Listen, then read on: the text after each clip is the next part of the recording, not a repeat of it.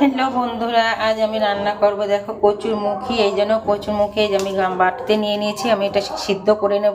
এই কচুরমুখীটা উনুনে বসিয়ে দিচ্ছি সিদ্ধ করতে।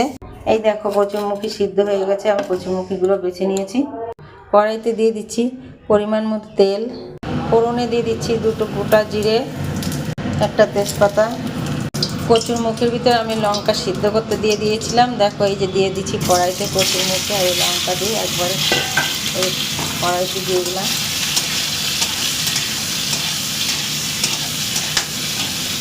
পরিমাণ মতো লবণ দিয়ে দিলাম। দিয়ে দিচ্ছি পরিমাণ মতো হলুদ গুঁড়ো। এটাকে একটু কষায় নিতে হবে ভালো করে।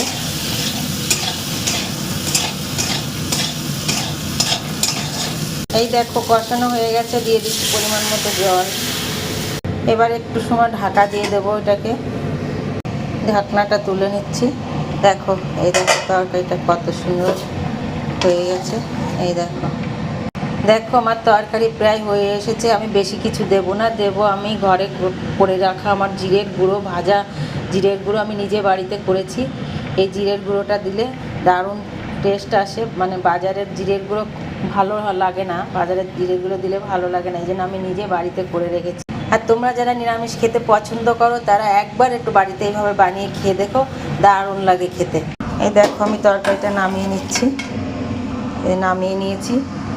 আর তোমাদের কাছে যদি এই রেসিপিটা ভালো লেগে থাকে অবশ্যই একটা লাইক, শেয়ার, কমেন্ট আর সাবস্ক্রাইব করে দিও। সবাই খুব ভালো থেকো, সুস্থ থেকো। Bye bye, tata.